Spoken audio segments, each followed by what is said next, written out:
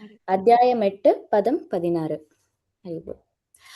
அப்ரம்மா புவனால்லோகாः आब्रह्म भुवनाल्लोकाः அப்ரம்மா புவனால்லோகாः आब्रह्म भुवनाल्लोकाः அப்ரம்மா புவனால்லோகாः आब्रह्म भुवनाल्लोकाः புனர் ஆவர்த்தினோர்ஜுன पुनरावर्तिनोऽर्जुन புனர் ஆவர்த்தினோர்ஜுன पुनरावर्तिनोऽर्जुन புனர் ஆவர்த்தினோர்ஜுன पुनरावर्तिनोऽर्जुन मामुपेत्य तु कौन्तेय मामुपेत्य तु कौन्तेय मामुपेत्य तु कौन्तेय मामुपेत्य तु कौन्तेय मामुपेत्य तु कौन्तेय मामुपेत्य तु कौन्तेय पुनर्जन्म न विद्यते पुनर्जन्म न विद्यते पुनर्जन्म न विद्यते पुनर्जन्म न विद्यते पुनर्जन्म न विद्यते पुनर्जन्म न विद्यते आब्रह्मा भुवनाल्लोकाः ब्रह्मा भुवनाल्लोकाः पुनरावर्तिनोऽर्जुन पुनरावर्तिनोऽर्जुन मामुपेत्य तु कौन्तेय मामुपेत्य तु कौन्तेय पुनर्जन्म न विद्यते पुनर्जन्म न विद्यते. हरि बोल. हरे कृष्णा. सुगुणा माताजी வாசிக்கிறீங்களா? மாதாஜி. பதம் 16. ஆப்ரம்ம புவனால்லோகாக புனர் ஆவர்த்தினோர்ஜுன மாம் உபேத்ய து கௌந்தேய புனர்ஜன்ம ந வித்யதே. தேங்க்யூ மாதாஜி. ஹரி போல். ஹரே வாசிக்கிற மாதாஜி. ஹரே கிருஷ்ணா. கோடிக்கணக்கான சந்திரர்களின் ஒளியையும் வென்று விளங்கும் அளவிற்கும் ஸ்ரீ கௌராங்கரின் திருமுகமும் பேரொளியுடன் பிரகாசிக்கிறது. அவரது கழுத்து பகுதியில் அணிந்துள்ள வனமாலை அழகாக மின்னி ஜொலிக்கின்றது. ஹரி போல். ஹரே கிருஷ்ணா. தேங்க்யூ மாதாஜி. ஹரி போல். மாதாஜி. நான் அவருக்கு பாடிடுறேன், அதுக்கப்புறம் நம்ம ரிப்பீட் பண்ணலாம் வனிதா மாதாஜி. ஹரே கிருஷ்ணா. ஓகே மாதாஜி. कि बबहु कोटि चन्द्राजीनी वदन उज्ज्वल गलदेशे बाणामाला कुरे जालमाला. हरे कृष्णा. जनशलाकय चक्षुरुन्मीलितं येन तस्मै श्रीगुरवे नमः। विष्णुपादाय कृष्णप्रेष्ठाय भूतले श्रीमते भक्तिवेदान्त स्वामिनि नामिनि नमस्ते सरस्वती देवी गौरवाणी प्रचारिणे निर्विशेष शून्यवादी पाश्चात्य देशतारिणी। जय श्री कृष्ण चैतन्य प्रभु नित्यानंद श्री अद्वैत गदाधर श्रीवासादि गौर भक्त वृंद। हरे कृष्णा कृष्ण कृष्ण हरे हरे हरे राम राम राम हरे हरे. हरे कृष्णा. ஹரே கிருஷ்ணா. மாதாஜி, இன்னைக்கு மொழிபெயர்ப்பை யார் படிக்கிறீங்க? ஜானகி மாதாஜி. மாதாஜி. எஸ் மாதாஜி. ஹரே வாசிக்கிறீங்களா கிருஷ்ணா. மாதாஜி? ஜானகி மாதாஜி. அவங்களுக்கு இப்பதான் பாடினாங்க. சரி, வேற யாராவது வாசிக்கிறீங்களா மாதாஜி? வாசிக்கிறேன் மாதாஜி. எஸ் பிரபு. சில பிரபோதா கி ஜெய். பகவத்கீதா. ஜட உலகின் மிக உயர்ந்த லோகத்திலிருந்து மிகவும் தாழ்ந்த லோகம் வரை அனைத்தும் பிறப்பும் இறப்பும் மாறி மாறி நடைபெறும் துன்பம் நிறைந்த இடங்களே. ஆனால் குந்தியின் மகனே, என்னுடைய இடத்தை அடைபவன் என்றும் மறுபிறவி எடுப்பதில்லை. ஹரே கிருஷ்ணா. தேங்க்யூ மாதவ். தேங்க்யூ பிரபு. ஹரே கிருஷ்ணா. ஹரே கிருஷ்ணா. நம்ம பரத்தை அடைதல் சாப்டர் பார்த்துட்டு இருக்கோம். அதுல சாப்டர் 8th சாப்டரை பார்த்துட்டு இருக்கோம். அதுல 14th ஸ்லோகால இருந்து 16th ஸ்லோகா வரைக்கும் பகவான் என்ன சொல்றாரு அப்படின்னா பியூர் டிவோஷனல் சர்வீஸை பத்தி சொல்றாரு. அதுக்கு முன்னாடி பேசினது எல்லாமே வந்து பக்தி தான். பட் அது கொஞ்சம் கலப்படமான பக்தி. அது வந்து மிஸ்ர பக்தி அப்படின்னுவாங்க. ஏன்னா அது ஞானத்தோடு சேர்ந்த பக்தி. ஆனா எப்படிப்பட்ட பக்தி பண்ணணும் அப்படின்னு சொல்றாரு அப்படின்னா பிறலாம இருக்கணும். அதோட இதை வந்து மாறக்கூடாது, எப்பவும் நிலைச்சு இருக்கணும். ஸோ அந்த மாதிரி பண்ணும்போது நம்ம சுலபமா பகவானை அடையிறோம் அப்படின்னு பார்த்தோம். ஏன்னா அவன் பக்தி தொண்டில் வந்து தொடர்ந்து ஈடுபடுறான் இல்லையா? ஸோ அதனால 15 ஸ்லோகம்ல என்ன சொல்றாங்க அப்படின்னா இப்படிப்பட்ட அந்த மகாத்மா வந்து துன்பம் நிறைந்த இந்த தற்காலிக உலகத்துக்கு வந்து மறுபடியும் வரதே கிடையாது அப்படின்னு சொல்லி சொல்றாரு. இப்போ அனன்ய பக்தி பகவான் கிட்ட வரணும். ஸோ இப்போ அப்படி பண்ணல அப்படின்னா புனர்ஜென்மம் அவங்க எடுக்கக்கூடாது அப்படின்னு சொல்லி போன ஸ்லோகத்துல சொல்லியிருந்தாரு. இந்த ஸ்லோகத்துல என்ன சொல்றாரு பகவான் அப்படின்னா பிரம்ம புவன லோக புனர் ஆவர்தினோ அர்ஜுனா.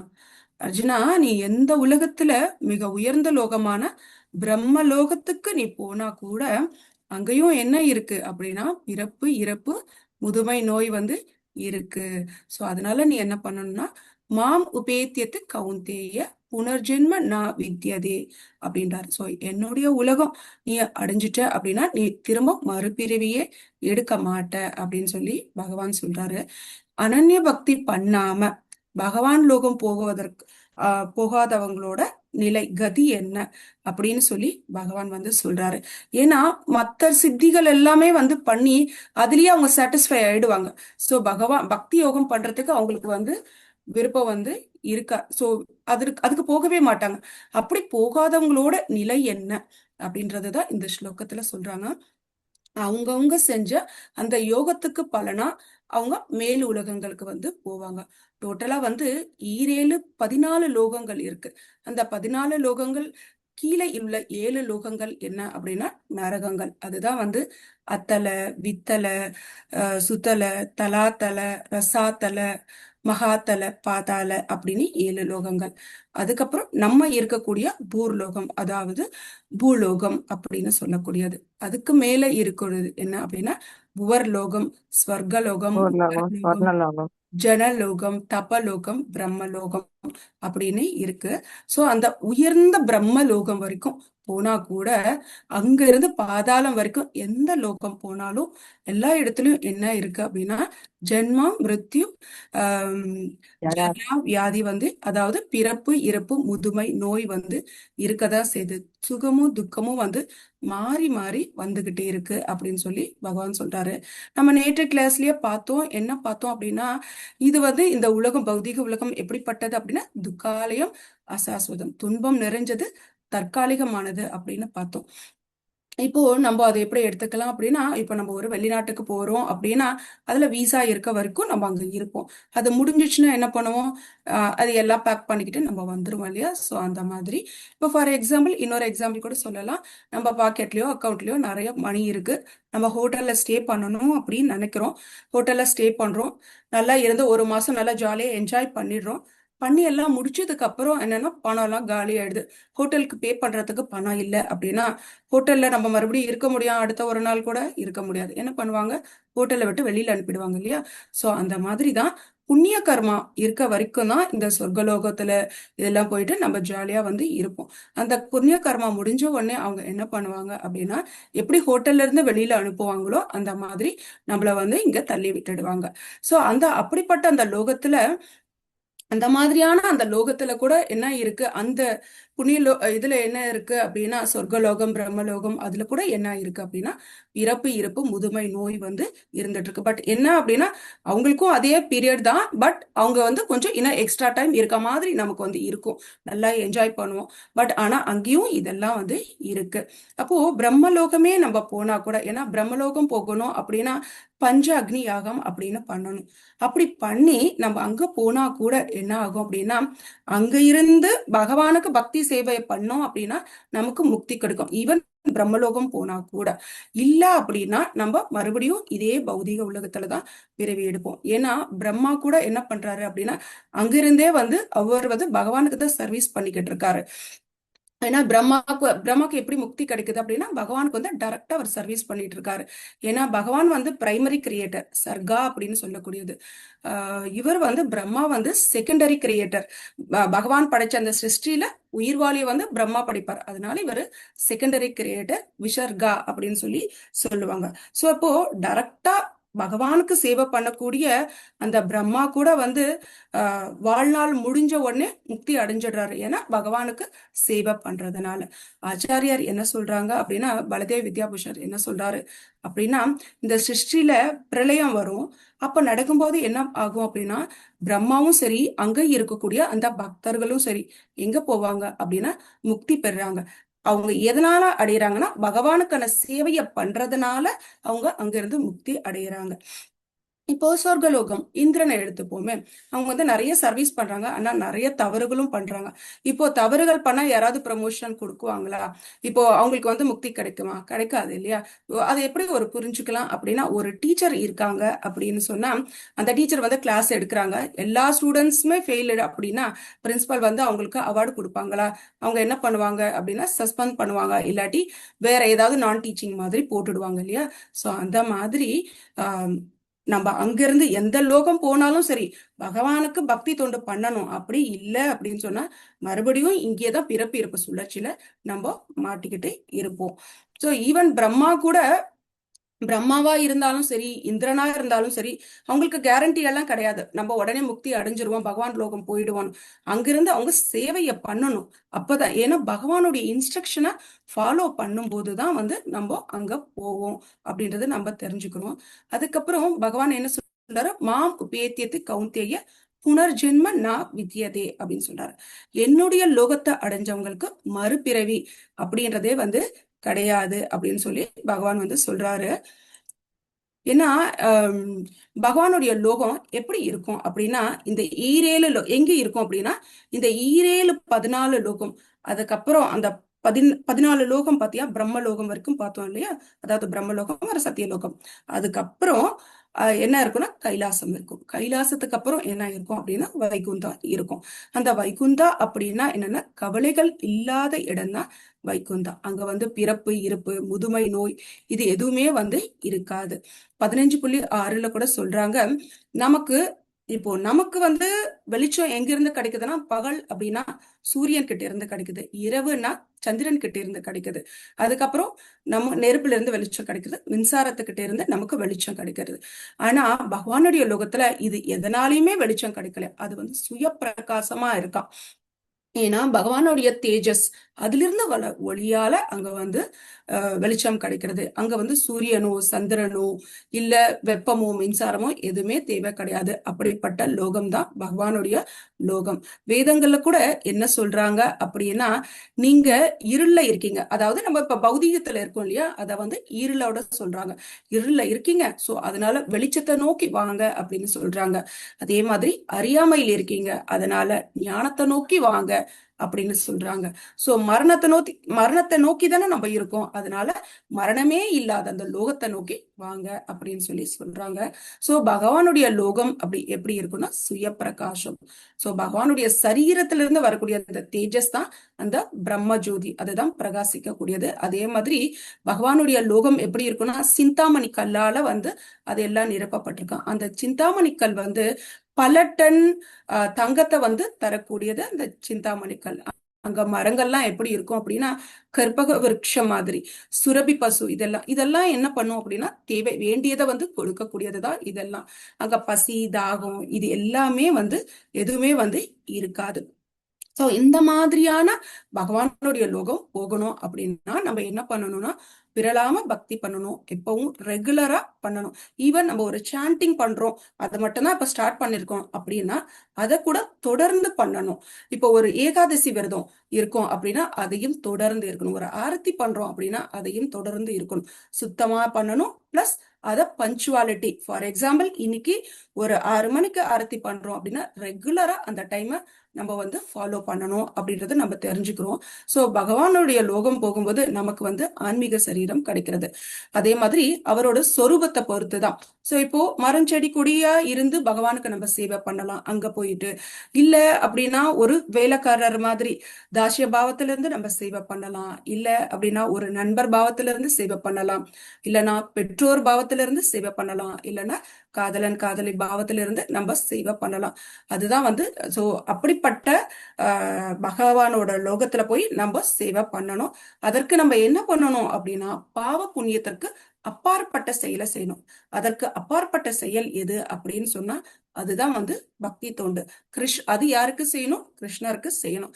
அந்த புண்ணிய காரியம் செஞ்சா கூட நம்ம வந்து மறுபடியும் அது பிறப்பு இறப்பிலேயே இருப்போமா அப்படின்னா கண்டிப்பா பிறப்பு இருப்பில். ஏன்னா அதை அனுபவிக்கிறதுக்குன்னு ஒரு பிறவி இருக்கும். அதுக்கு நம்ம என்ன பண்ணலாம் அப்படின்னா நம்ம யாருக்குமே ஹெல்ப் பண்ணக்கூடாதா அப்படின்னு ஒரு கேள்வி வரும். ஹெல்ப் பண்ணக்கூடாதா? இல்ல, தாராளமா பண்ணலாம். இப்ப யாராவது ஒருத்தர் சாப்பாடு கேட்கறாங்க அப்படின்னா சாப்பாடா கொடுக்கும்போது அது புண்ணிய கர்மாவா போயிடும். அதே நம்ம பகவானுக்கு நைவேத்தியம் பண்ண பிரசாதமா அப்படி கொடுத்தோம் அப்படின்னா வந்து அதுல வந்து பாவமும் ஆட் ஆகாது, புண்ணியமும் ஆட் ஆகாது.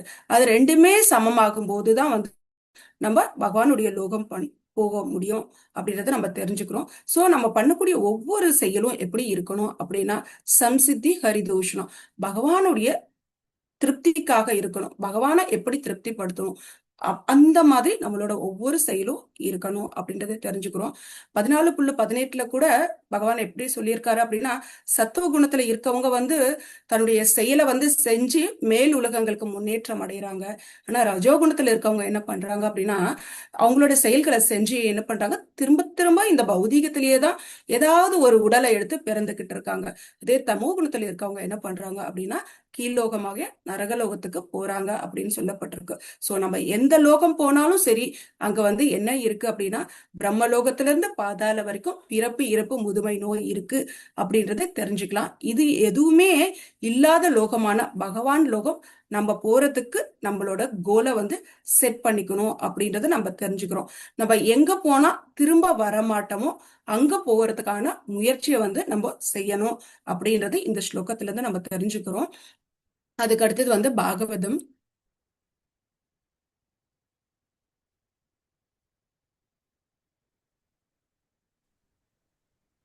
இதுல ஏதாவது டவுட் இருந்ததுன்னா கடைசியா சொல்லுவோம்.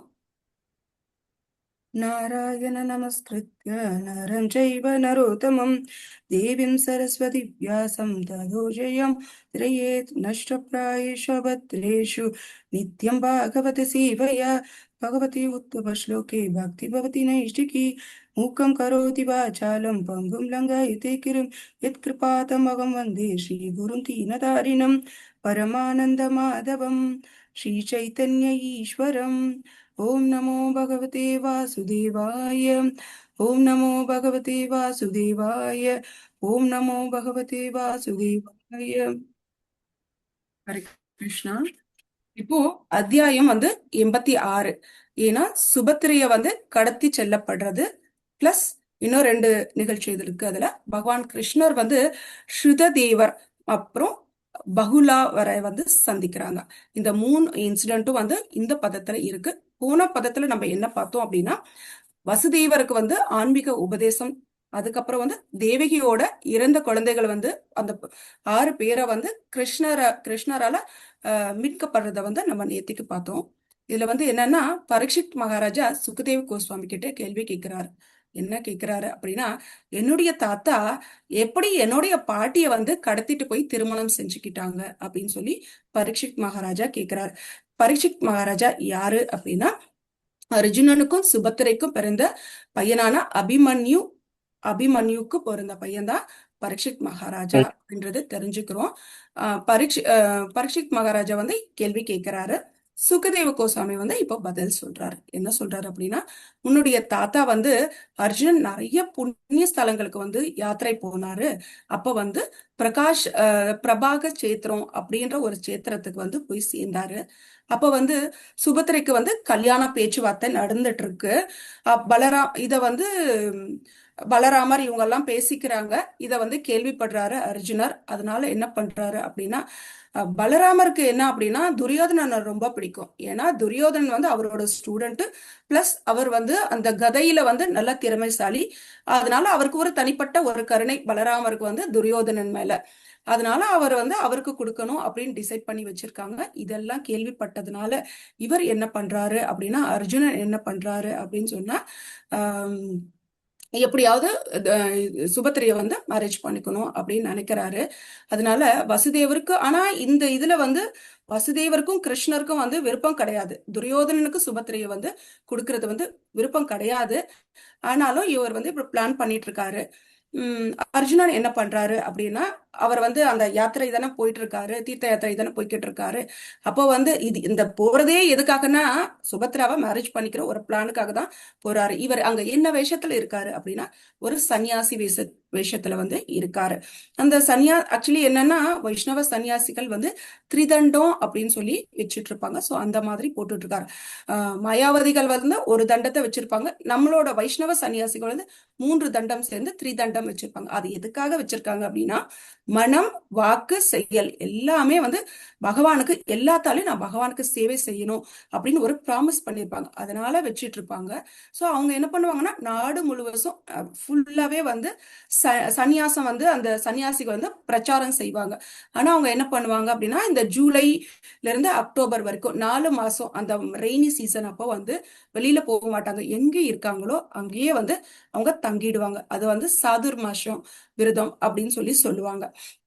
அந்த மாதிரி சன்னியாசி தங்கும்போது அங்க வசிக்கும் மக்கள் என்ன பண்ணுவாங்க அப்படின்னா, அங்க உள்ள ஆன்மீக முன்னேற்றத்துக்காக அந்த சன்னியாசியை போய் பார்த்து உபதேசங்கள்லாம் வந்து பெறுவாங்க. ஸோ இந்த மாதிரி அர்ஜுனன் என்ன பண்றாரு அப்படின்னா, சன்னியாசி வேஷம் போட்டுட்டு அங்க போய் இருக்காரு. அந்த சாதுர்மாசம் ஸ்டார்ட் ஆயிடுது. அதனால அந்த 4 மாசமும் அவர் வந்து எங்க துவாரகையில தங்கிடுறாரு. அப்போ இவர் வந்து இந்த வேஷம் போட்டுட்டு இருக்காரு. ஆனா வந்து இந்த வேஷம் எதுக்காக போட்டுட்டு இருக்காருன்னா, சுபத்ராவை கல்யாணம் பண்ணணும்ன்றதுக்காக தான் இவர் அந்த மாதிரி சன்னியாசி மாதிரி போயிட்டு இருக்காரு. ஆனா இவர் அந்த வேஷத்துல இருக்கும்போது இவருக்கும் தெரியல, பலராமருக்கும் தெரியல, அங்க இருக்கவங்களுக்கு யாருக்கும் தெரியல. பலராமர் என்ன பண்றாரு அப்படின்னா, சாப்பிடறதுக்காக ஒரு நாள் வந்து பகல்ல வந்து சாப்பிடறதுக்காக இன்வைட் பண்ணியிருக்காரு. இவரும் வந்து சாப்பிடறதுக்காக போறாரு. அங்க போயிட்டு வந்து என்ன அப்படின்னா, நல்ல சாப்பாடு போடுறாங்க, நல்லா திருப்தியா சாப்பிடுறாரு. சாப்பிட்டுட்டு வந்து அப்படியே சுபத்ராவோட அழகையில வந்து அப்படியே ரசிக்கிறாரு. அப்போ வந்து இவர் அந்த காதலால வந்து இவரோட கண்ணெல்லாம் வந்து பிரகாசமா இருக்கு. எப்படியாவது சுபத்ராவை வந்து மேரேஜ் பண்ணிக்கணும் அப்படின்னு ஒரு ஆவல் அவருக்கு இருக்கு. அப்போ அர்ஜுனனும் வந்து ரொம்ப அழகா இருப்பாரு. சுபத்திரைக்கும் வந்து அர்ஜுனனை மேரேஜ் பண்ணிக்கணும் அப்படின்னு அவங்களும் முடிவு பண்ணிடுறாங்க. ஸோ இப்படி அர்ஜுனனுக்கு வந்து அதுக்கப்புறம் அவர் வந்துடுறாரு. வந்துட்டு 24 மணி நேரமும் என்ன பண்றாருன்னா, சுபத்ராவையே நினைச்சுக்கிட்டு அவரோட மனசு வந்து சஞ்சலமாவே இருக்கு. எப்பவும் அவங்கள பத்தியே நினைச்சிட்டு இருக்காங்க. ஸோ அப்போ ஒரு நாள் என்ன ஆச்சு அப்படின்னா, சுபத்ரா வந்து அந்த கோட்டையை விட்டு வெளியில வராங்க. எதுக்குன்னா, கோவிலுக்கு போறதுக்காக ரதத்துல ஏறி வராங்க. இத வந்து அர்ஜுனன் வந்து தெரிஞ்சுக்கிறாரு. ஆனா அர்ஜுனன் என்ன பண்றாரு, வசுதேவரும் தேவகியோட அனுமதியோட தான் வந்து உங்களை வந்து கடத்திட்டு போறாரு. அப்போ சுபத்ரா அந்த ரதத்தை ஏறிட்டு வந்தாங்க இல்லையா, அந்த ரதத்தை எடுத்து அதுல இவர் ஏறிக்கிட்டு இவர் போறாரு. அப்போ யாரெல்லாம் வந்து தாக்க வராங்களோ அவங்களெல்லாம் வந்து அந்த வில் அம்பால வந்து இவர் வந்து தாக்குறாரு. ஸோ சன்னியாசி மாதிரி வேடத்தில் இருந்ததே வந்து அர்ஜுனன், சன்னியாசி வேடத்துல இருந்தது அர்ஜுனன் தான். அர்ஜுனன் கடத்திட்டு போயிட்டான் அப்படின்னு வந்து பலராமருக்கு தெரிஞ்ச உடனே பலராமர் பயங்கரமா கோவப்படுறாரு. அவருடைய கோபம் எதோட கம்பேர் பண்றாங்க அப்படின்னா, இந்த ஃபுல் பௌர்ணமி இருக்கு இல்லையா, அந்த சந்திரன்ல வந்து அப்படியே அலைகள் வந்து பொங்கும் இல்லையா, ஸோ அந்த மாதிரி அவரோட கோபம் வந்து பலராமரோட கோபம் இருந்தது. அதுக்கப்புறம் அர்ஜுனன் வந்து கல்யாணம் செய்து கொள்றதுக்கு வந்து கிருஷ்ணருக்கு சந்தோஷம், அர்ஜுனன் வந்து சுபத்திரைய கல்யாணம் பண்றதுக்காக. ஆனா பலராமரோட காலில் கிருஷ்ணர் வந்து விழுந்து சமாதானப்படுத்துறாரு. அதுக்கப்புறம் அவர் வந்து எக்ஸ்பிளைன் பண்றாரு, அவங்க 2 பேருக்குமே ஒருத்தருக்கு ஒருத்தர் பிடிச்சிருக்கு அப்படின்னு சொன்னதுக்கு அப்புறம் அவர் அக்செப்ட் பண்ணிக்கிறாரு. பலராமர் வந்து அக்செப்ட் பண்ணிக்கிறாரு. அப்புறம் விமர்சையா வந்து மேரேஜ் எல்லாம் பண்ணிடுறாங்க. இது வந்து இந்த ஒரு இன்சிடென்ட். செகண்ட் வந்து என்ன அப்படின்னா, பரீட்சித்துக்கு வந்து கிருஷ்ணரை பத்தி தெரிஞ்சுக்கணும்னு இன்னும் அவருக்கு, ஏன்னா ஒவ்வொரு விஷயம் கிருஷ்ணரை பத்தி அவர் கேட்கணும் அப்படின்ற ஆவலோட இருக்காரு.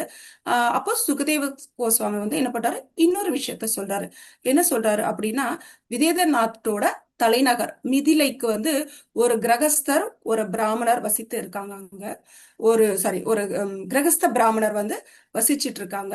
அப்போ சத்ருதேவர், அவரோட பேர் என்ன, அந்த பிராமணரோட பேர் என்ன அப்படின்னா சத்ருதேவர். இவர் வந்து கிருஷ்ண பக்தரா இருக்காரு. கிருஷ்ண உணர்வுல எப்பவுமே பகவானை வந்து சேவிச்சுக்கிட்டு வந்ததுனால மிகுந்த மன அமைதியோட இருக்காரு அப்படின்றது தெரியுது. அப்புறம் நல்லா படிச்சவரும் கூட. கிருஷ்ண உணர்வை தவிர எதுவுமே அவர் வந்து விரும்பல. அந்த மாதிரி இருக்காங்க. அன்றாட தேவைகளுக்காக மட்டும்தான் வந்து அவர் வந்து பொருளை சேர்த்து வைப்பார், அளவுக்கு அதிகமா சேர்த்து வைக்க மாட்டார். அந்த மாதிரி ஒரு பிராமணரா இருக்காரு. ஒரு பிராமணர் அப்படின்னா எப்படி இருக்கணுமோ அப்படி இவர் வந்து இந்த பிராமணர் வந்து வாழ்ந்தாரு. அதுக்கப்புறம் அந்த மிதிலையோட அரசன் இருக்காரு. அவர் வந்து பிராமணர், அந்த பிராமணர் மாதிரியே இவரும் ஒரு பக்திமானா இருக்காரு, அந்த மிதிலையோட அரசன். இவரோட பேர் என்ன அப்படின்னா பகுநாச்வன் அப்படின்னு சொல்லிட்டு. இவரும் நல்லா ஆட்சி பண்றாரு. நாட்டை வந்து விரிவுபடுத்தணும். இப்போ ஒரு ராஜா அப்படின்னா எப்படி இன்னும் நாடை வந்து விரிவுபடுத்திக்கணும், யார் மேல போரை எடுக்கணும், போர் பண்ணி எந்த நாட்டை நம்ம கபகரிக்கணும் அப்படின்னு நினைப்பாங்க. ஆனா இவருக்கு அந்த மாதிரி எண்ணெல்லாம் கிடையாது. இவர் ஏன்னா கிருஷ்ண பக்தரா இருக்காரு. இந்த ரெண்டு பேருமே மிகுந்த கருணை, இந்த ரெண்டு பேர்கிட்டையும் மிகுந்த கருணை பகவான் வந்து வச்சிட்டு இருக்காரு. ஏன்னா ரெண்டு பேருமே பக்தர்கள் இல்லையா, அதனால. சோ ஒரு நாள் என்ன பண்றாரு பகவான் அப்படின்னா, தன்னுடைய சாரதி தாருக்கன் அவரை கூப்பிட்டுக்கிட்டு என்ன பண்றாரு, மிதிலைக்கு வந்து போகணும் அப்படின்னு சொல்றாரு. கிருஷ்ணர் அப்போ மிதிலைக்கு போறப்போ கிருஷ்ணரு, அவரோட சாரதி தாருக்கன், அதுக்கப்புறம் வந்து நாரதர், வியாசதேவர், பரசுராமர், அருணி அப்படின்ட்டு முனிவர்கள் எல்லாமும் சேர்ந்து வந்து, அத்ரி அப்படின்ட்டு நிறைய முனிவர்களும் சேர்ந்து வராங்க. பல கிராமங்களையும் நகரங்களையும் வந்து இவங்க கடந்து போறாங்க. அந்த வேலை நிறைய பேர் வந்து இவங்களுக்கு வந்து மரியாதை செலுத்துறாங்க, நிறைய கிஃப்ட் எல்லாம் கொடுக்குறாங்க. அப்படி கொடுக்கும்போது வந்து கிருஷ்ணர் வந்து எப்படி காட்சி தராரு அப்போ அப்படின்னா, நிறைய கிரகங்களுக்கு மத்தியில சூரியன் மாதிரி, சூரியன் எப்படி பிரகாசிக்கும், இப்ப நிறைய நட்சத்திரங்கள் இருக்கு அப்படின்னா சென்டர்ல சூரியன் தான் எப்படி பிரகாசிக்குமோ அந்த மாதிரி இந்த முனிவர்களுக்கு மத்தியில கிருஷ்ணர் வந்து பிரகாசமா, அந்த மாதிரி ஒரு ஓமை சொல்லப்பட்டிருக்கு. அந்த மாதிரி கிருஷ்ணர் இருக்காரு அப்படின்னு சொல்லிட்டு. சோ கிருஷ்ணரும் முனிவர்களும் எந்தெந்த போர் அந்த வேலை வந்து எந்தெந்த நாடை கடக்குறாங்கன்ற ஒரு ரெண்டு மூணு நாடை மட்டும் நான் மென்ஷன் பண்றேன். கங்கம், பாஞ்சாலம், குந்தி, கேக்கயம், சோ கோச்சலம், சோ அந்த மாதிரி நிறைய நாடுகளை வந்து கடந்து செல்றாங்க. சோ எல்லா குடிமக்களும் நேருக்கு நேர் பகவானை பார்க்கக்கூடிய பெரும் பாக்கியம் கிடைக்குது. சோ அதனால தன் கண்கள்ல அவங்க என்ன எப்படி கண்கள் மூலியமா அந்த அமிர்தத்தை பருகிற மாதிரி அவங்க வந்து உணர்றாங்க அந்த மக்கள். சோ இப்படிப்பட்ட நேரத்துல இப்படி பகவானை நேர்ல பார்த்ததால அங்கெல்லாம் என்ன ஆகுதுன்னா, அந்த கெட்ட விஷயங்கள் எல்லாமே போகுதாம், சகல சௌபாக்கியம் அங்க வந்து கிடைக்குதாம். சோ அங்க உள்ள அறியாமை எல்லாமே வந்து விட்டு போகுது அப்படின்னு சொல்றாங்க.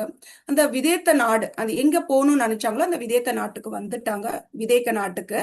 சோ அந்த நாட்டோட தலைநகரான மிதிலையில மக்கள் வந்து ரொம்ப சந்தோஷப்படுறாங்க.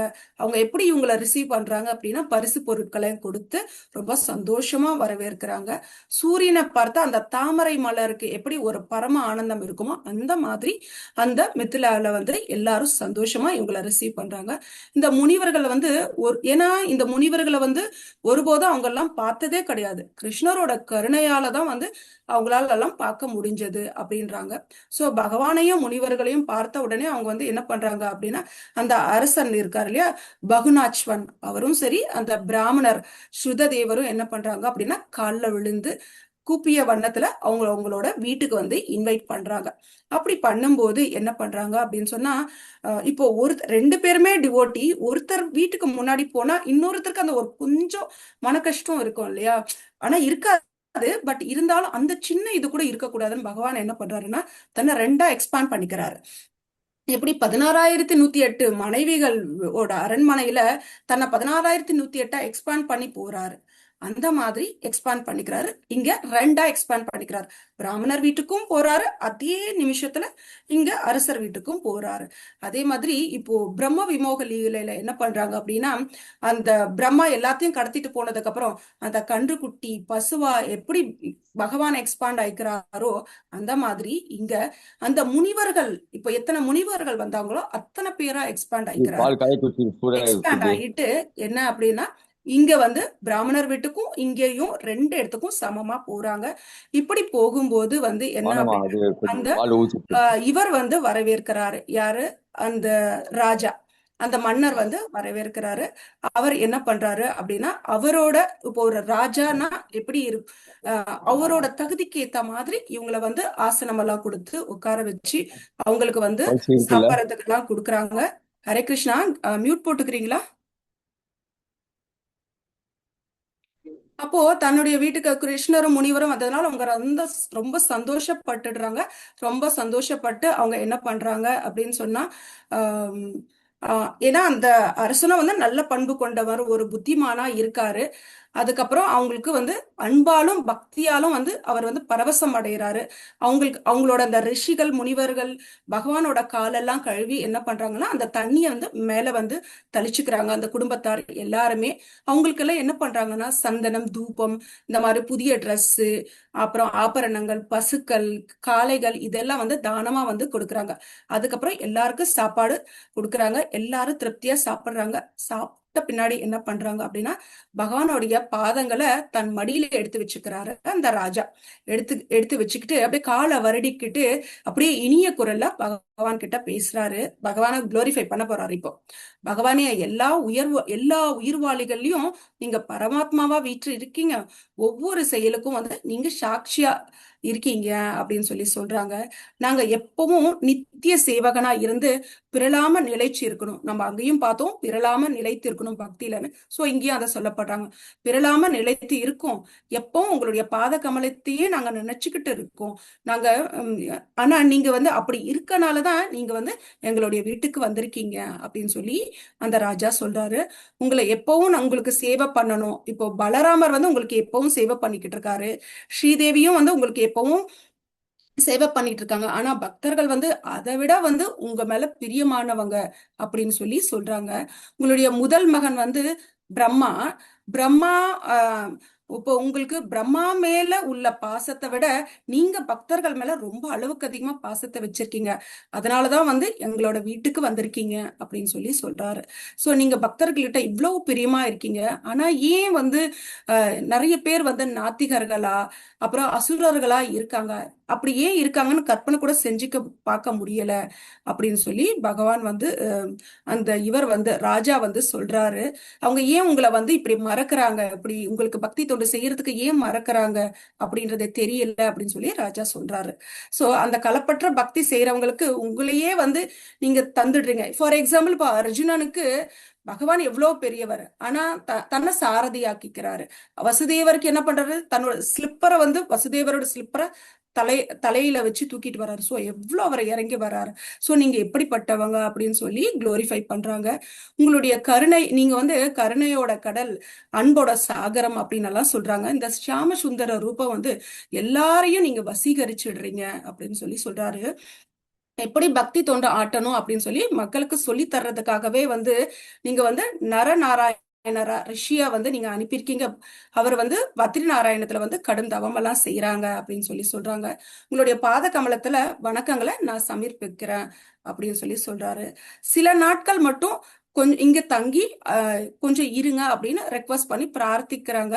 ஏன் அப்படின்னா உங்களோட பாத துளி எல்லாம் படுறதுனால எங்க குடும்பத்தார் எல்லாருமே நாங்க புனிதம் அடைவோம் அப்படின்னு அவர் வந்து ரெக்வஸ்ட் பண்ணதுனால அவரும் இருக்காரு. இருந்து அந்த மிதிலை நகரத்தையும் அந்த மக்களையும் வந்து புனிதப்படுத்துறாங்க. அதுக்கு அடுத்தது பிராமணர் குளோரிஃபை பண்றாரு. ஆக்சுவலி ரெண்டு இடத்துல ரெண்டு பேர் வீட்லயும் ஒரே நிமிஷத்துல போனாங்க. இப்போ பிராமணர் என்ன குளோரிஃபை பண்றாரு அப்படின்னு சொன்னா, பகவான் வந்து அரச வீட்டுக்கு எப்படி முனிவர்களும் பகவானும் போனாங்களோ அதே மாதிரி இவங்க வீட்லயும் இருந்து எக்ஸ்பேண்ட் ஆகி இருந்தாரு இல்லையா. அப்போ அந்த பிராமணர் வந்து சந்தோஷத்துல அவர் என்ன பண்றாருன்னா டான்ஸ் ஆடுறாரு. சுருத தேவர் ஏழை பிராமணர். ஆனா என்னன்னா வந்தவங்களுக்கு வந்து அந்த அளவுக்கு இவரால பண்ண முடியல. வந்தவருக்கு என்ன பண்றாரு, மரப்பலகை எல்லாம் போட்டுட்டு கோரைப்பாய் எல்லாம் போடுறாங்க. அப்போ பிராமணர்களும் சரி அவங்களோட மனைவி என்ன பண்றாங்கன்னா வந்தவங்களோட காலெல்லாம் கழுவி அந்த தண்ணியை வந்து தெளிச்சுக்கிறாங்க. இவங்க ஏழையா இருந்தா கூட பாக்கியசாலி.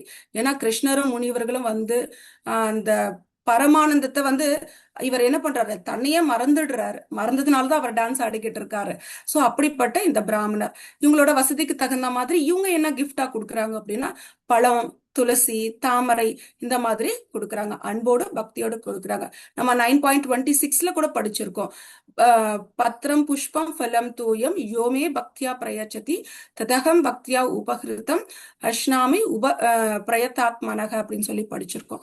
சோ அன்போடும் பக்தியோடையும் இலையோ இல்ல பழமோ இல்ல நீரோ இல்ல பூவோ எதை தந்தாலும் நான் ஏத்துக்கிறேன் அப்படின்னு சொல்லி பகவான் சொல்றாரு இல்லையா. அந்த மாதிரி இங்க இந்த பிராமணர் அவங்க வந்து எளிமையா கொடுக்கறதையும் பகவானும் அந்த முனிவர்கள் வந்து சந்தோஷமா ஏத்துக்கிறாங்க.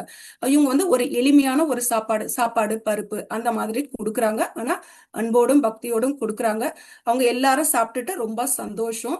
அப்போ அந்த ஸ்ருததேவர் என்ன நினைக்கிறாருன்னா, குடும்ப வாழ்க்கையில இந்த இருண்ட கிணற்றுல விழுந்திருக்க இந்த துர்பாக்கியவான், அவர் ஆக்சுவலி பக்தன், ஆனா அவரை எவ்வளவு தன்னை தாழ்த்திக்கிட்டு நினைக்கிறாரு பாருங்க. துர்பாக்கியவான், ஆனா என் வீட்டுக்கு வந்திருக்காரே அப்படின்னு நினைக்கிறாங்க. இந்த பகவானும் முனிவர்களும் போகும் இடம் எல்லாம் எல்லா தலத்துக்கும் என்ன ஆகும் அப்படின்னா புண்ணிய ஸ்தலமா இடமா. பகவானும் அந்த இவர்கள்லாம் போறது, முனிவர்கள்லாம் போகும் இடம். ஆனா இவங்க எங்க வீட்டுக்கு வந்திருக்காங்களே அப்படின்னு சொல்லி அவர் நினைக்கிறாரு. அப்புறம் வந்து இவங்க இந்த பிராமணர்களுக்கும் இந்த பகவானுக்கும் வந்து யாரெல்லாம் சேவை பண்றாங்க அப்படின்னா அந்த பிராமணரோட மனைவி, உறவினர்கள், குழந்தைகள் எல்லாருமே சேவை பண்றாங்க. எல்லாரும் சாப்பிட்டு முடிச்சதுக்கு அப்புறம் பகவானுடைய பாத கமலத்தை தொட்டு பிராமணர் வந்து பேசுறாரு. அங்க எப்படி அவர் சாப்பிட்டுட்டதுக்கு அப்புறம் காலை தன்னோட மடியில எடுத்து வருடிக்கிட்டு அவர் இனிமையா பேசுறாரு, அந்த மாதிரி இவரும் குளோரிஃபை பண்றாரு.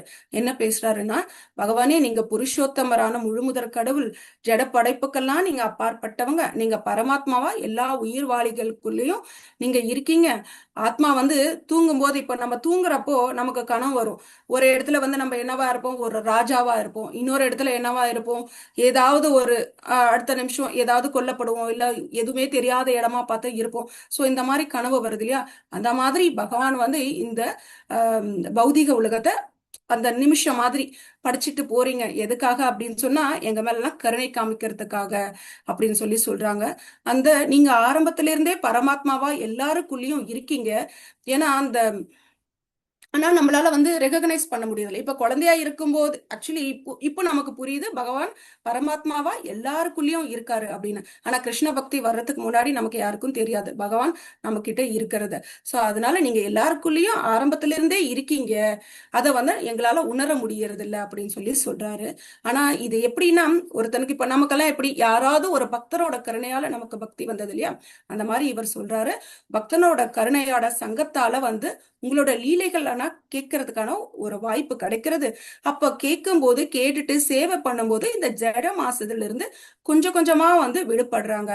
அப்ப பக்தி செய்வதன் மூலியமா அதெல்லாம் தூய்மை அடைஞ்சதுக்கு அப்புறம் நீங்க காட்சி தரீங்க அப்படின்னு சொல்லி இந்த பிராமணர் குளோரிஃபை பண்றாரு. பக்தி தொண்டு பண்ணாமல் இந்த புலன் இன்பத்துக்காக இருக்கவங்களை வந்து அவங்களுக்கு வந்து நீங்க காட்சி தர்றதில்ல, அவங்களை விட்டு ரொம்ப தூரம் தள்ளி இருக்கீங்க அப்படின்னு சொல்லி சொல்றாரு.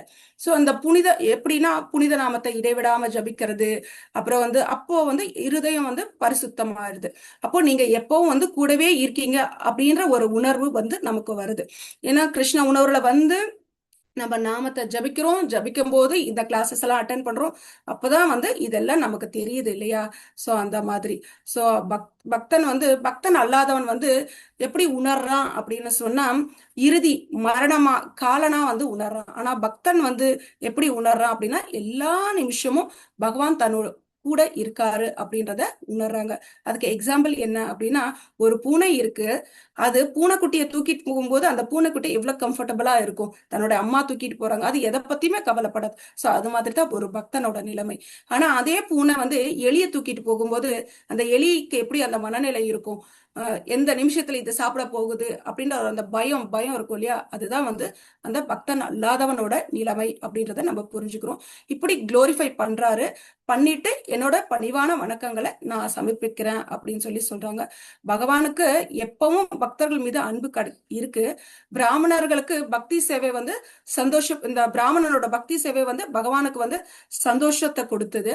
அப்புறம் வந்து கிருஷ்ணர் என்ன பண்றாரு அப்படின்னா, பிராமணரோட கையை பிடிச்சுக்கிட்டு, இந்த மகாத்மாக்கள்லாம் உன்னை இங்க வந்து உன்கிட்ட வந்து கருணை காட்டுறதுக்காக தான் வந்திருக்காங்க அப்படின்னு சொல்லி பகவான் சொல்றாரு. நீ பெரிய பாக்கியசாலி அப்படின்னு சொல்லி சொல்றாரு. ஏன்னா முனிவர்களும் அந்த மகாத்மாக்களும் வந்து அவங்க கிட்ட பழகி சேவை அந்த அவங்களுக்கு சேவை பண்ணும்போது நம்ம வந்து அந்த முற்றிலுமா வந்து அந்த பாவத்திலிருந்து விடுபட்டு புனிதம் அடைஞ்சிடுறோம் அப்படின்னு சொல்லி சொல்றாங்க. அதே மாதிரிதான் யாத்திரைக்கு நம்ம போறோம் அப்படின்னா கூட எதுக்காக அந்த யாத்திரை என்னன்னா, எதனால அது புனிதமா இருக்குன்னா, இந்த மாதிரி மகாத்மாக்கள்லாம் வந்து அங்க வந்து குளிச்சுட்டு போயிட்டு அங்க உங்களோட பாத துளி பட்டதாலதான் வந்து அது புண்ணிய ஸ்தலமா இருக்கு அப்படின்றத சொல்லி சொல்றாரு. இப்படி ஒரு பக்தன் ஒவ்வொரு செயல்லையும் வந்து என்னை மட்டுமே பாக்குறான் அப்படின்னு சொல்லி சொல்றாங்க. சோ அந்த மாதிரி அன்புள்ள அந்த சுத தேவனே அப்படின்னு சொல்லிட்டு ஒரு இன்ஸ்ட்ரக்ஷன் சொல்றாரு. என்ன சொல்றாரு அப்படின்னா, மகாத்மாக்களையும் வந்து இந்த பிராமணர்களையும் எப்படி அவங்க என்னுடைய பிரதிநிதிகளா ஏத்துக்கணும். அதனாலதான் நம்ம சொல்லப்படுறோம், பகவானுக்கு எப்படி மரியாதை கொடுக்கிறோமோ அதே மாதிரி மகாத்மாக்களுக்கு, நம்மளோட குருக்கு, ஆச்சாரியருக்கு நம்ம பகவானை எப்படி மரியாதை கொடுக்கிறோமோ அதே மாதிரி அவங்களுக்கும் கொடுக்கணும். ஏன்னா அவங்க எல்லாம் பகவானுடைய பிரதிநிதிகள் அப்படின்றத நம்ம தெரிஞ்சுக்கிறோம்.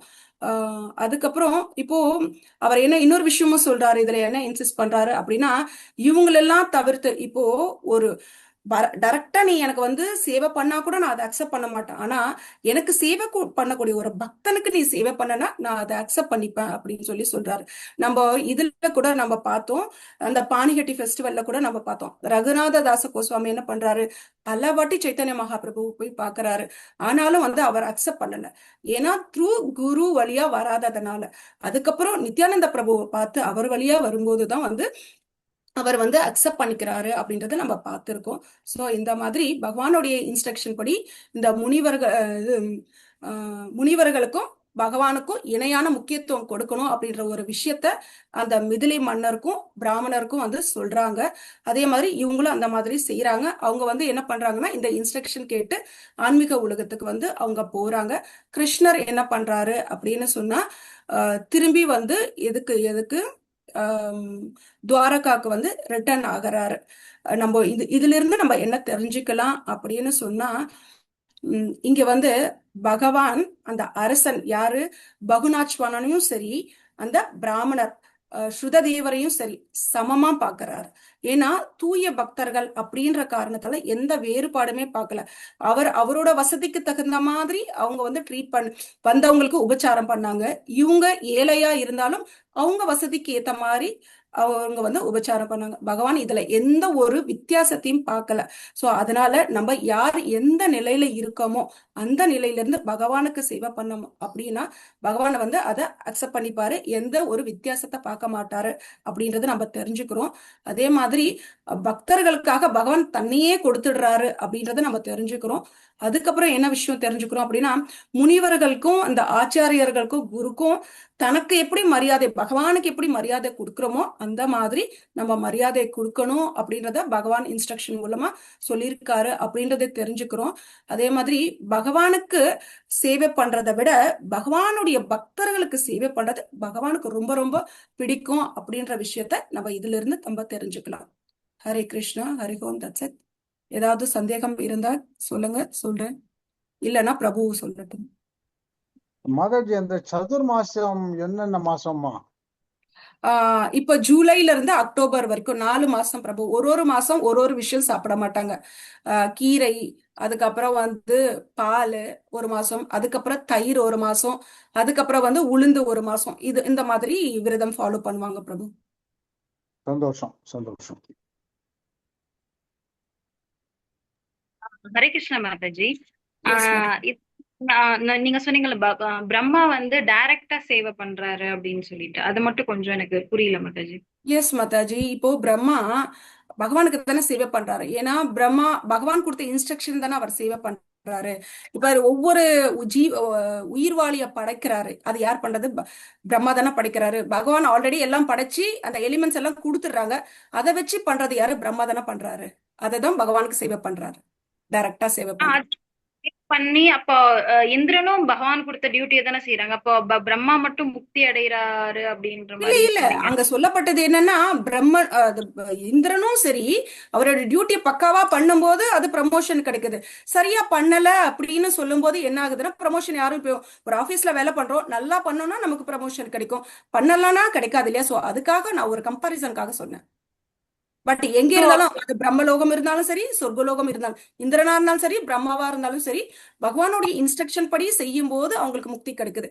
செய்யாத போது மறுபடியும் அவங்க வந்து இந்த பௌதிக உலகத்திலே பிறக்கிறாங்க அப்படின்றதுக்காக சொல்ல வந்த மாதாஜி. செஞ்சா உங்களுக்கு முக்தி இல்லைன்னா இல்ல Yes. அப்படின்ற மாதிரி சொல்லுங்க. Okay, yes thank you. மாதாஜி.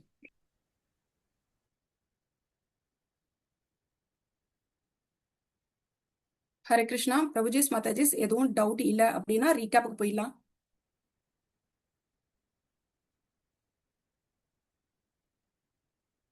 தரு மாதாஜி. எஸ் மாதாஜி. ஹரிகீர்த்தன் பேசுறேன். எஸ். அது என்ன டாபிக்? அது எனக்கு இன்னும் கொஞ்சம் பெட்டர் கிளாரிட்டிக்காக திருப்பி கேட்கிறேன். எது பிரபு? மாதாஜி ஒரு கேள்வி கேட்டால, வாட் இஸ் தட் கொஸ்டின்? இல்ல பிரபு, இப்போ பிரம்மா இப்போ இந்திரன் வந்து அவர் ஏன் முக்தி அடையறதில்ல? எதுக்காக அந்த கம்பாரிசன் சொன்னா, இப்போ பிரம்மாவா இருந்தாலும் அங்க பகவானுக்கு டைரக்டா சேவை பண்றாங்க, அதனால முக்தி. இப்போ இந்திரனும் பகவானுக்கு தானே சேவை பண்றாங்க அப்படின்னு. ஆனா நான் என்ன சொல்லியிருந்தேன் அப்படின்னா, இந்திரன் வந்து சப்போஸ் சம்டைம்ஸ் தவறுகள் பண்ணா எப்படி ப்ரமோஷன் கொடுப்பாங்க, சோ அதுக்காக சொல்ல வந்தேன். சோ அதுக்காக தான் பிரம்மா, இந்திரன் இது எல்லாமே ஒரு போஸ்ட் தான். ஓகே, ஈவன் பிரம்மாவா போயிட்டு கூட நம்ம சர்வீஸா பண்றோம், பட் ஆட்டிடியூட் வேற மாதிரி ஆயிப்போச்சு. ஒரு பீரியட்ல வந்து ஒன்றும் இல்லை, பிரம்மாக்கே வந்து ஒரு தாட் வருது, நம்ம தான் கிரியேட் பண்றோம், நம்ம தான் எல்லாம் பண்றோம் அப்படின்னு ஒரு சில டைம் வரும்போது, அப்போ அவர் வந்து முக்தி அடைய முடியாது. அதனால அகங்காரம் வந்து அவர் வந்து கீழே விழலாம். ஓகே, பட் இந்த டைம்ல நம்மளோட பிரம்மா வந்து ஒரு மிகப்பெரிய டிவோட்டி. இந்த டைம் இப்ப நம்ம வாழ்ந்துட்டு இருக்கிற டைம்ல, இப்ப மற்ற பிரம்மாண்டத்துல இருக்கக்கூடிய எல்லா பிரம்மாவும் இத மாதிரி இருப்பாங்கன்னா அவசியம் கிடையாது. பிகாஸ் பக்தி இஸ் இண்டிபெண்டன்ட். எப்படி நம்ம வர்ணாசிரம தர்மம் பண்ணி ஒரு சேவையை பண்ணிட்டு இருக்கோமோ அதே மாதிரி அவங்களும் ஒரு சேவையை பண்ணிட்டு இருக்காங்க. ஆனா அதை பக்தியோட பண்றியா, பக்தி இல்லாம பண்றியா, ஹரிதோஷனம் இல்லையா? பகவான் ஹரியோட திருப்திக்காக நீ பண்றியா, இல்ல உன்னோட ஈகோக்காக நீ பண்ணிக்கிறியா? இப்போ உதாரணத்துக்கு மாதாஜி கிளாஸ் எடுத்துட்டு இருக்கா. என்ன கிளாஸ் எடுக்கிறா? பாகவதம் தான் எடுத்துட்டு இருக்கா இல்லையா? பகவானோட சேவையா இதை பண்றாளா, இல்ல என்ன ஒரு 50 பேர் பாராட்டுவாங்க, எனக்கு வந்து புகழ்வாங்க, எனக்கு வந்து கிஃப்ட் எல்லாம் கொடுப்பாங்க அப்படின்னு சொல்லி பண்றாளா? That matters. கரெக்டா? ஸோ இதை வந்து சாஸ்திரத்துல கிளியரா போட்டிருக்கு, ஆட்டிடியூட் மேட்டர்ஸ், த கான்சியஸ். எந்த ஆட்டிடியூட்ல, தமிழ்ல என்ன வார்த்தை சொல்லணும்னு எனக்கு தெரியல, எந்த மனோபாவத்தில் நீ செய்கிறாய் அதுதான் மேட்ரு. சோ பிரம்மாவா இருக்கட்டும், இந்திரவா இருக்கட்டும், இது பகவானோட ஒரு சேவையா பண்ணாங்கன்னா ஃபேண்டாஸ்டிக். இப்ப நம்ம கூட இருக்கே, நம்மளுக்கும் ஒரு சேவை இருக்கு. ஏன் பிரம்மா தான் கிரியேட்டரா, நான் நீங்களாம் கூட தான் கிரியேட்டர், நம்ம கூட கிரியேட்டர். நம்ம எல்லாம் 1-2 பிள்ளைங்களை பெற்று வச்சிருக்கோமே இல்லையா? இப்போ அந்த பிள்ளைய பகவான் ஹரியோட இஷ்டப்படியும் வளர்க்கலாம், நம்ம இஷ்டப்படியும் வளர்க்கலாம். கரெக்டா இல்லையா? என் பிள்ளை டாக்டர் ஆகணும், என் பிள்ளை இன்ஜினியர் ஆகணும், என் பிள்ளை அதாகணும் இதாகணும்னு வளர்க்கலாம். இல்லை என் பிள்ளை நல்ல பக்தன், பிரகலாத் மாதிரி ஒரு நல்ல பக்தன் ஆகணும்னு வளர்க்கலாம். நம்ம கிட்ட தான் இருக்குது. ஸோ அதே மாதிரி பிரம்மாவா இருக்கட்டும், இந்திராவா இருக்கட்டும், இந்த சர்வீஸை எந்த ஆட்டிடியூட்ல செய்யறாங்களோ அதற்கேற்றார் போலதான் முக்தி. பிரம்மாக்கு டைரக்டா ஆட்டோமேட்டிக்கா முக்தின்றது கிடையாது. பட் இந்த டைம்ல இந்த பிரம்மாக்கு கண்டிப்பா முக்தி. ஏன்னா அவர் வந்து ஒரு பரம்பரையோட பிரதம ஆச்சாரியாவும் கூட. But not always. எப்பவுமே எல்லா பிரம்மாண்டத்துல இருக்கிற எல்லா பிரம்மாக்களும் மோட்சம் அடைவாங்கன்றது கேரண்டி கிடையாது. Is it clear? Thank you Prabhu. Okay, thank you மத். ஹரி ஹரி. தேங்க்யூ பிரபு. ஹரே கிருஷ்ண பிரபு. ஹரே கிருஷ்ணா. தரு மாதாஜி, விவிதா மாதாஜி. ஹரே கிருஷ்ணா. ரீகேப் பண்ணட்டுமா மாதாஜி? எஸ் மாதாஜி. இந்த மாதாஜி வந்து சொன்னாங்க பரத்தை அடைதல் 8.16ல பகவத்கீதா ஸ்லோகத்துல என்ன கொடுத்திருக்காங்க அப்படின்னா, பிறளாத பக்தி எப்படி பண்ண போறோம் அப்படின்றது மட்டும் சொல்லியிருக்காங்க. அதாவது வந்து பக்தி பண்ணாதவர்களோட நிலை, அப்புறம் வந்து நம்ம இருக்கிறது எந்த மாதிரியான ஒரு இடம் அப்படின்னு சொல்லியிருக்காங்க. துக்காலயத்துல நம்ம இருக்கோம் அப்படின்னு சொல்லியிருக்காங்க. ஒரு எந்த உலகத்துக்கு போனாலுமே நமக்கு ஜென்ம மிருத்தி ஜரா வியாதி இந்த 3 விஷயங்களை தவிர்த்து 4 விஷயங்களை தவிர்த்து அது எல்லா இடத்துலயுமே இருக்கும் அப்படின்ற மாதிரி சொல்லியிருந்தாங்க. சோ பிரம்மலோகத்துக்கு கூட அவ்வளவு கஷ்டப்பட்டு பஞ்ச அக்னி யாகம் பண்ணி அங்க போனாலும் முக்திங்கிற இந்த 4 விஷயத்த கடந்து வர முடியாது அப்படின்ற மாதிரி சொல்லியிருந்தாங்க. சோ அப்படி இருந்தும் மேல் உலகத்துல இருந்து கீழ் உலகம் வரைக்கும் போனா கூட நம்மளால பகவானுக்கு சேவை தான் பண்ணணுமே தவிர்த்து வேற வழியே கிடையாது. சேவை பண்ணா நம்ம நல்லா இருக்கலாம் அப்படின்ற மாதிரி சொன்னாங்க பகவானுக்கு. சோ அதுக்கப்புறமா வந்து இந்த 14 லோகத்தை அப்போ எப்பதான் நல்லா இருக்கலாம் அப்படின்னா, இந்த 14 லோகத்தையும் கடந்து கைலாசத்தையும் கடந்து வைகுண்டத்தை போய் அடைஞ்சு அங்கேயும் பகவானுக்கு சேவை செஞ்சு நம்ம வந்து நம்மளோட இதை வந்து கழிக்கலாம் அப்படின்றது சொன்னாங்க. நம்ம வந்து இப்ப மெட்டீரியலிஸ்டிக்கா சந்திரன் சூரியன் அவங்க கிட்ட இருந்து எல்லாத்தையும் வாங்கிக்கிட்டு நம்ம வந்து இந்த உலகத்துல இருக்கோம். பட் அங்க வைகுண்டம் வந்து அப்படி கிடையாது. பகவானோட ஸ்வயம் பிரகாசத்தினால இருக்கு, சிந்தாமணி கல்லால நிரப்பப்பட்டிருக்குன்னு சொல்லியிருந்தாங்க. அப்புறம் ஏன் வந்து அறியாமையை நோக்கி வந்து அதாவது நம்ம வந்து எல்லாருமே அறியாமையில இருக்கோம், அதை தவிர்த்துட்டு பகவானை நோக்கி செல்லணும் அப்படின்ற மாதிரியும் சொன்னாங்க. பகவானோட லோகத்துக்கு போகும்போது பகவானோட ஸ்வரூபம் கிடைக்கும், அங்க போயும் சேவை பண்ணணும், பாவ புண்ணியத்திற்கு அப்பாற்பட்ட சேவை பண்ணணும் அப்படின்ற மாதிரி சொல்லியிருக்காங்க. சோ இதனால என்ன ஆகும் அப்படின்னா பகவான் வந்து திருப்திப்படுத்த முடியும் அப்படின்ற மாதிரி சொல்லியிருக்காங்க. அடுத்து பாகவதத்துல வந்து 3 விஷயத்த பத்தி சொல்லியிருக்காங்க. வசுதேவருக்கு லாஸ்ட் டைம் வந்து போன கிளாஸ்ல ஆன்மீக உபதேசம் கிடைச்சது. சோ அப்புறம் வந்து இப்போ இன்னைக்கு சொன்னது வந்து சுபத்திரையை வந்து எப்படி கடத்தினாரு அர்ஜுனன் அப்படின்ற மாதிரியும் சொல்லியிருந்தாங்க. அப்புறம் சதுர்மாசத்தை பத்தி சொல்லியிருந்தாங்க. சோ சுபத்ராவை வந்து அர்ஜுனன் வந்து கடத்தி எப்படி கல்யாணம் பண்ணிக்கிறாங்க, சதுர்மாசத்துல இருக்கும்போது அவரு வந்து பிரபாஷ கஷேத்திரம் போறாரு. சோ பரீட்சித் வந்து சுகதேவரை நோக்கி கேக்குறாரு எப்படி இதெல்லாம் நடக்குது, கிருஷ்ணரை பத்தி இன்னும் தெரிஞ்சுக்கணும்னு அவரோட ஆசைனால பரீட்சித் மகாராஜா வந்து பரீட்சித் மகாராஜனுக்கு சுகதேவர் வந்து சொல்றாங்க எப்படி கல்யாணம் பண்ணிக்கிட்டாங்க சுபத்திரைய அப்படின்னு சொல்லிட்டு. பிரபாஷ கஷேத்திரம் வந்து அர்ஜுனன் வந்து வேஷத்துக்காக தான் போட்டு இந்த ஒரு பிளான் பண்ணி தான் அவங்க போறாங்க. சுபத்திரைய கல்யாணம் பண்ணிக்கணுங்கிற ஒரு நோக்கத்துக்காக தான் அவங்க வந்து பிரபாஷ கஷேத்திரம் போறாங்க. சோ அவர் வந்து கையில திருதண்டம் எல்லாம் வச்சுக்கிட்டு தான் போறாரு, காயா மனசா வாச்சா. அதுக்கான ஒரு ரீசன் சொன்னாங்க ஏன் திருதண்டம் வந்து இப்படி இருக்கு அப்படின்னு சொல்லிட்டு. சோ அதுக்கப்புறமா வந்துட்டு அதனால வந்துட்டு வேஷம் போட்டுட்டு தான் போய் சுபத்திரையை கல்யாணம் பண்ணிக்கிறாரு. அவர் வெளியிலே வரமாட்டாங்க சுபத்ரா அம்மா. சோ அவங்க கோயிலுக்கு போகணுங்கிற ஒரு காரணத்தினால இவர் வந்து இன்வைட் பண்றாரு, யார் பலராமன் வந்து இன்வைட் பண்றாரு சாப்பிடுறதுக்காக.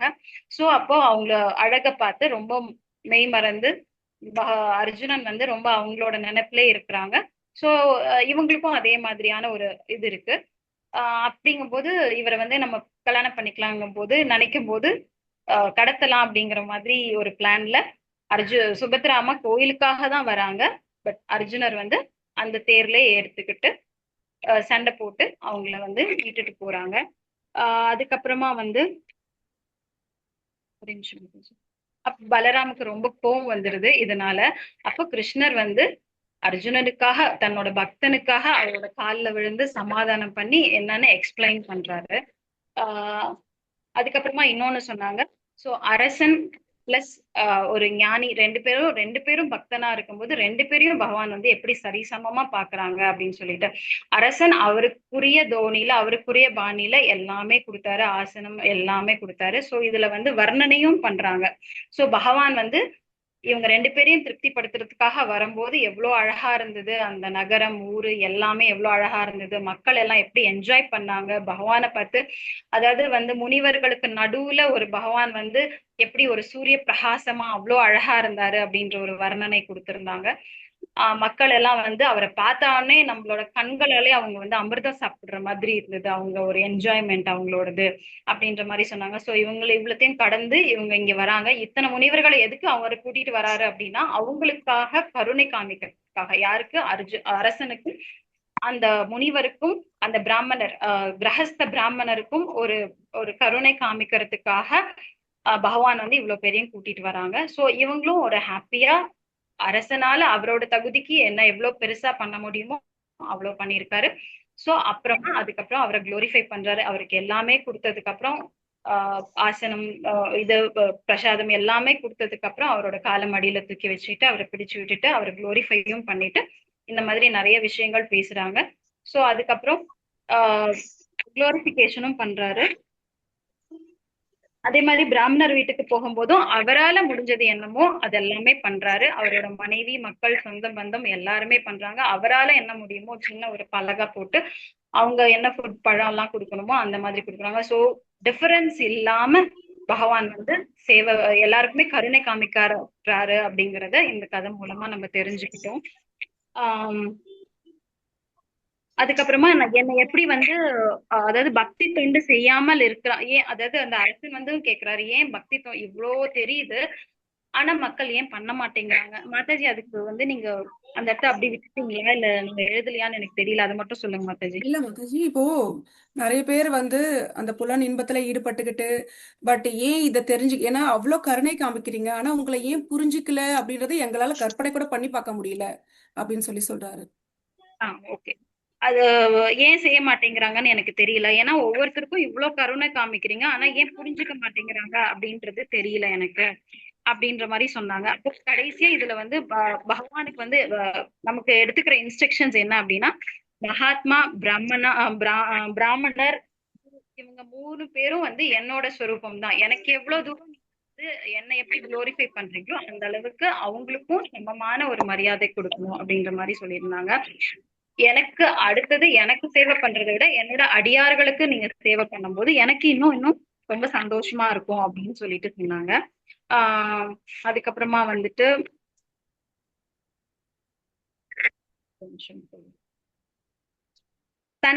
பிராமணர் வந்து தன்னை தாழ்த்திக்கிட்டு தான் அந்த மாதிரி ஒரு விஷயத்த வந்து அவர் சொல்றாரு. ஏன்னா அவ்வளோ நல்ல பிராமணர் ஆனாலும் தன்னை வந்து தாழ்த்திக்கிறாரு பகவான் முன்னாடி.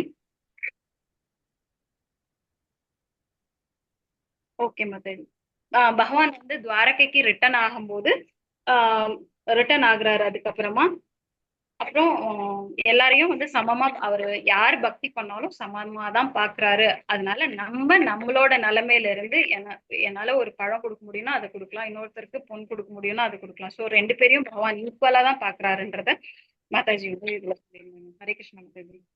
தேங்க்யூ மாதாஜி, ரொம்ப அழகா இருக்கே பண்ணீங்க. Thank you very much Mataji. Hare Krishna. Hari போல். ஹரே கிருஷ்ணா. தேங்க்யூ அதுல மாதாஜி. ஹரி ஹரி போல். ஹரே கிருஷ்ணா மாதாண்டவர். ஹரே கிருஷ்ணா மாதாஜி. ஹரே கிருஷ்ணா மாதாஜி. ஹரே கிருஷ்ணா சொல்ல மாதாஜி. எஸ் மாதாஜி, வாஞ்ச கல்பனமா சொல்லிக்கலாம் மாதாஜி. எஸ் மாதாஜி. வேற யாருக்கும் டவுட்ஸ் இல்லைன்னா ஹரே கிருஷ்ணா மாதாஜி. வாஞ்சா கல்பதருभ्यश्च कृपा सिन्धुभ्येव च पतितानां पावनेभ्यो वैष्णवेभ्यो नमो नमः. अनंत कोटि वैष्णव वृंद की जय, श्री प्रभुपाद की जय, श्री गुरु महाराज की जय। जय गौर प्रेमानंदे। हरि हरि बोल। थैंक यू माता जी, संत प्रभु जी। हरे कृष्णा।